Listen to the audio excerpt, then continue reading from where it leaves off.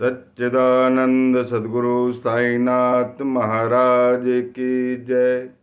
समस्त दर्शक श्रोता माउली को मेरा कोटि कोटि नमन। ओम साई राम।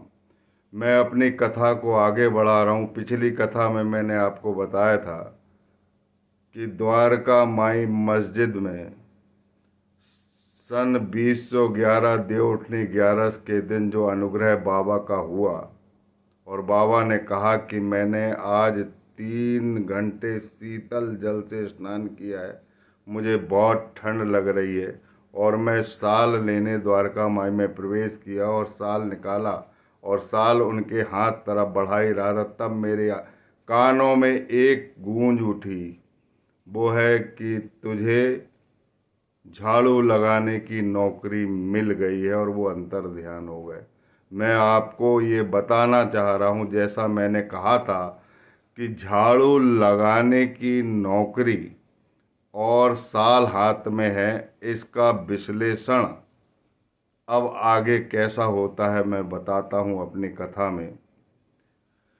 मई 2006 में मेरे पिताजी बहुत सीरियस हो गए थे और मैं साईं मंदिर जाकर उनका दिया हुआ भजन, जिसमें तुलसीदास जी को कैसे ज्ञान प्राप्त होता है, वो भजन की कड़ी में साईनाथ महाराज को सुनाता था और अंत में हाथ जोड़कर प्रार्थना करता था उनके चरणों पर गिरकर कि उनको कष्ट से मुक्त कर लो और अपनी शरण में ले लो।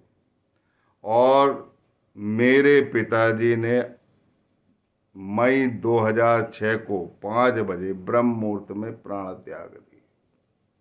उनके फूल लेकर हम भाई लोग और घर के लोग प्रयागराज गए और गंगा में उनके जब फूल सिराने जा रहे थे तब नाव पे बैठे, और जो नाव पे जो माझी होता है, जो गंगा पुत्र कहलाता है, वो उसने अपने हाथ में फूल ले लिया और कहने लगा कि इसमें सोना वगैरह है क्या। तो हमने बोले है, लेकिन हमें गंगा जी में सिराना, ऐसा सब लोग बोल रहे थे। लेकिन मैंने सबको मना किया और उसमें फूल में से जो भी सोना चांदी था वो उनको दे दिया। इसीलिए दे दिए कि वो लोग क्या करते हैं, यदि हट करके हम उस फूल को गंगा में सिरा देते तो वो डूब डूब कर अपनी आंखें खोल खोल कर अपनी आंखों को तकलीफ देकर उस सोना चांदी को ढूंढते रहते हैं, तो उस कष्ट का पाप लगता है। और उस पाप से बचने के लिए मैंने सबसे निवेदन किया और वो फूल हमने उनके हाथ में दे दिए, बाकी फूल हमने गंगा जी में सिरा दिए। जब हमारा पंडा के पास मुंडन हो रहा था तो मैंने जो मुंडन करने वाला नाई है उससे पूछा था कि तुम्हें कितने पैसे मिलते हैं, तो उसने बताया कि हमें 2 रुपये एक मुंडी के मिलते हैं, और पंडा कितना लेता है वो हमारे परिवार को पता है। मैंने घर वालों को बोला कि तुम्हें जो देना है वो दीजिए, लेकिन हम अपने मुंडन का इसको 100 रुपये देना उचित होगा। हमने तीनों भाई ने उसको 100 रुपये अलग से, पंडा ना देखे, उससे छुप कर दिया। वह बहुत प्रसन्न हुआ। वह हमारा बहुत बड़ा पुण्य फल है। जो गरीबों को दान करता है मुक्त हाथों से, उसे बहुत पुण्य मिलता है और उस पुण्य से कष्टों का निवारण होता है। तब हम वापिस आए और मैं रोज फिर भी बाबा के मंदिर में जाकर भजन करता था, उन्हीं के दिया हुआ भजन करता था और उनको सुखपूर्वक रखने के लिए प्रार्थना करता था। और उसी समय वर्ष 2006 में जून में मुझे पहली बार साईनाथ महाराज का अनुग्रह होता है, क्योंकि मैंने साईं चरित्र का पठन भी करता था। उसमें स्वप्न के किस्से आते थे। मैंने बाबा से जिद कर लिया था कि सबको स्वप्न देते, मुझे क्यों नहीं देते। मेरा बहुत व्यथित मन था, अश्रुपात करके मैं सोया था। पूरी दुनिया जलमग्न हो गई थी, मैं उसमें बह रहा था, तो बाबा ने हाथ पकड़कर मुझे अपने जन्म स्थान पर छोड़ा। इस कथा को मैंने पहले बता दिया हूँ, विस्तार से आगे बताना उचित नहीं है। लेकिन उसी दिन से जिस गांव में मैं नौकरी करता था, छिंदवाड़ा जिले का दमुआ ग्राम है जो कोल माइंस एरिया है, उसी दिन से साईं मंदिर का निर्माण के लिए नींव खुद रही थी, जो हमें नहीं मालूम थी।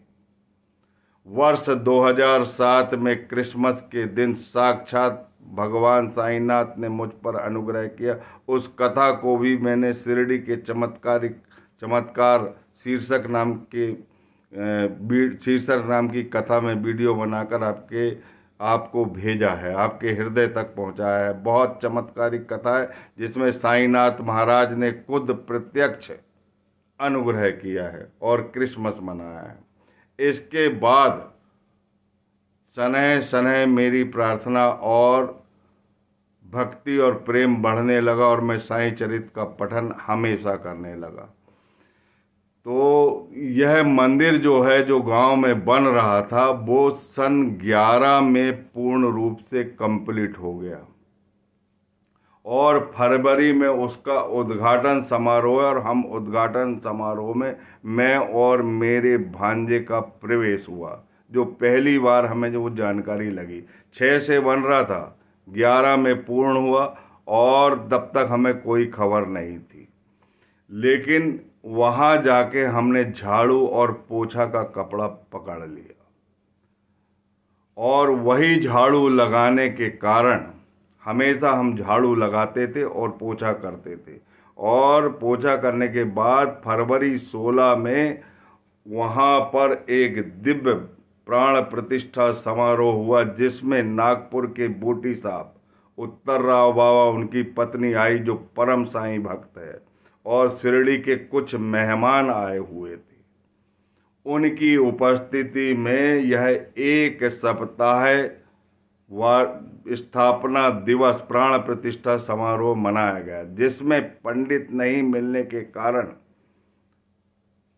आरती और पूजन का काम मुझे और मेरे भांजे को सौंपा गया। बाकी प्राण प्रतिष्ठा का काम जो है जानकार पंडितों ने किया, लेकिन आरती उनसे नहीं हो पा रही थी क्योंकि आरती मराठी में थी और ये मराठी की आरती के लिए विवाद भी हुआ कि सिर्फ ओम जय जगदीश की आरती होगी।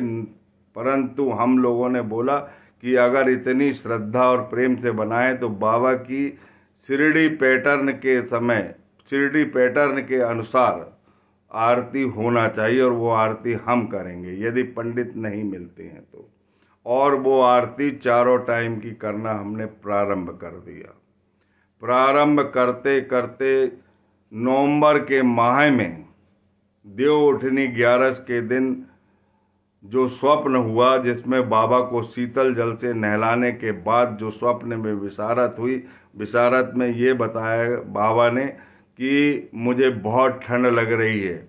मैंने शाल निकाल के दिया, शाल मेरे हाथ में ही रह गई और एक आवाज़ मेरे कान में गूंजी कि तुझे झाड़ू लगाने की नौकरी मिल गई है।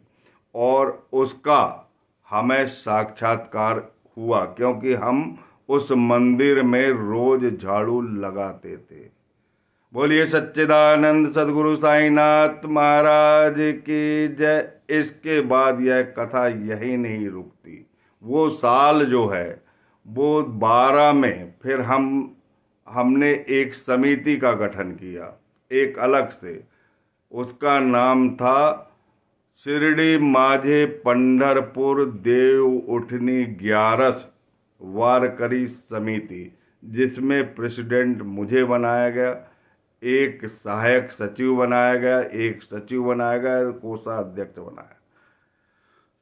कोषाध्यक्ष बनाया गया। सचिव जो था वो उसका नाम दीपक ठाकुर और सहायक सचिव का नाम था राकेश चौरसिया जो मेरा भांजा था, और कोषाध्यक्ष एक अन्य भक्त श्री गुलाबराव बरबड़े को बनाया गया। और ये समिति जो है ने निर्णय लिया कि अब अपन साल लेकर हर साल शिरडी चलेंगे और सर पर तुलसी का पेड़ लेके चलेंगे, तुलसी का पौधा लेकर चलेंगे और चरण पादुकाएं लेकर चलेंगे। तो सन 12 से यह कार्यक्रम चालू हुआ वारकरी समिति के अंतर्गत। नवंबर माह में नवंबर माह की जो एकादशी है, देव उठनी एकादशी के एक दिन पहले हम शिरडी पहुंच जाते हैं और जगह जगह पर भजन कीर्तन करते हैं। लेकिन हम पैदल नहीं जाते, ट्रेन में जाते हैं और कुछ पैदल चलते हैं।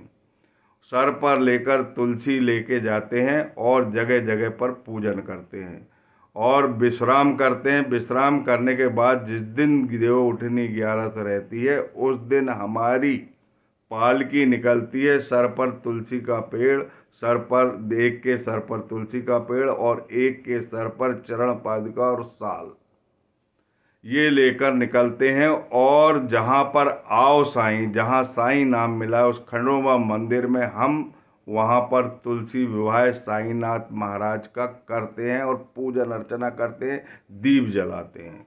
इसके बाद हम मंदिर में प्रवेश करते हैं तो सिर्फ तुलसी का छोटा सा पौधा ले जाते हैं, जो सर पे लेके आते हैं, उसको साईनाथ महाराज की समेत समाधि से लगाकर और वो साल को समाधि से लगाकर हम बाहर आकर द्वारका माई में रात भर जागरण करते हैं। और तुलसी का पेड़ जो है वो द्वारका माई में स्थित वृंदावन के समीप रख देते हैं।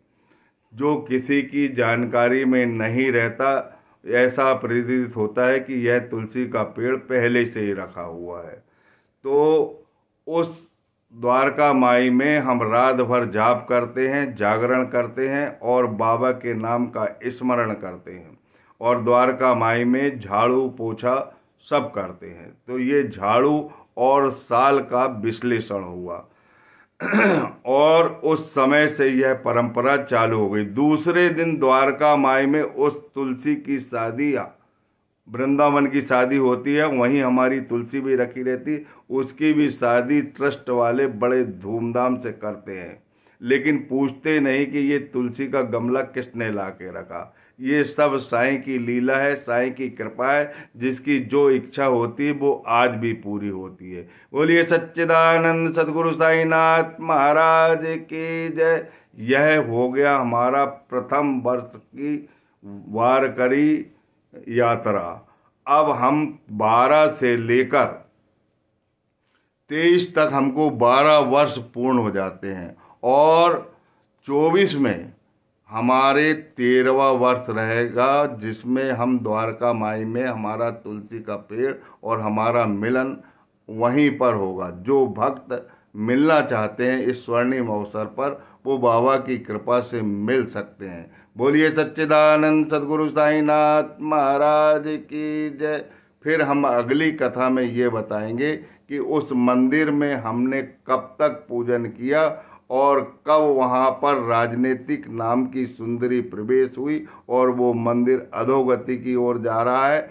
अब साईं से हम प्रार्थना कर रहे हैं कि उस मंदिर को पहले जैसा बनाया जाए। उस कथा का विश्लेषण करेंगे और तब तक मैं क्षमा चाहूँगा। सबको ओम साई राम कहता हूँ और आपसे प्रार्थना करता हूँ कि नियमित साईं की आराधना करो, अपने सदगुरु की आराधना करो, जो आपको कष्टों से मुक्त रखेंगे। बोलिए सच्चिदानंद सदगुरु साईनाथ महाराज की जय।